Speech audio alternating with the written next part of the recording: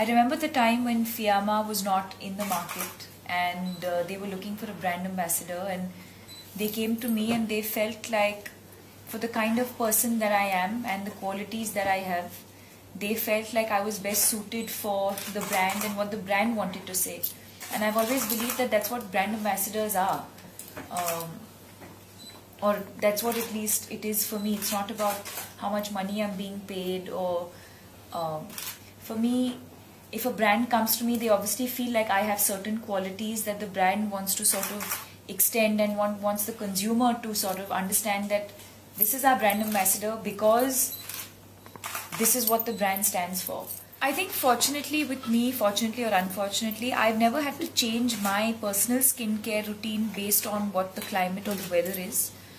But yes, something that I do very consciously is to keep my skin hydrated. Not just externally, but even in terms of the moisturizers that I use, drinking lots of water, eating a healthy meal. I don't believe in excessive dieting. I'm someone who's always eaten, a balanced meal. So yes, I'm someone who believes that products and what you believe in also is important, and different skin react to different products differently. But it's also the lifestyle that you lead that reflects on your skin. Also for the profession that I'm in, yes, because of the harsh lights and the makeup that we wear, I make sure that I cleanse and I sort of take off my makeup properly at night before I sleep.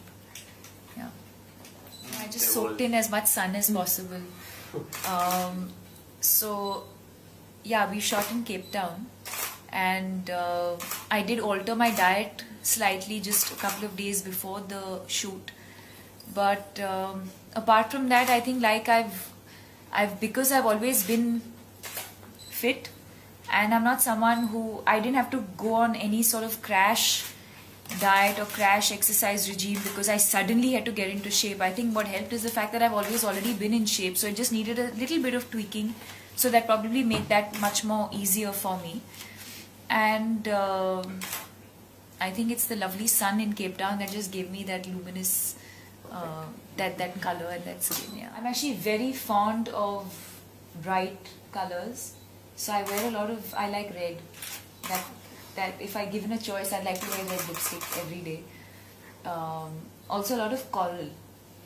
And otherwise, if I do like slightly heavier eye makeup, darker eye makeup, then you balance it off by doing slightly nude or pinkish lips. But normally I would like doing a nice thick Indian liner, which is like the signature Om Shanti Om liner, with a red mouth. Yeah. Always stealing from mothers, no? Quietly sneak, and whenever my parents would go out for dinner or for some party, and I know they were coming back late at night, I would sneak into their room and open her drawer and try on. My mom was actually quite a trendsetter in that sense. She's someone who she always and still uses navy blue mascara and navy blue eyeliner. And I never understood it then. I was like, everyone does black, and why does she do blue? And it's so difficult to get here, because she would keep asking her sister to buy it for her from the US. But today, when I'm grown up and I understand fashion and I understand a little bit of makeup, she's quite a trendsetter in that sense.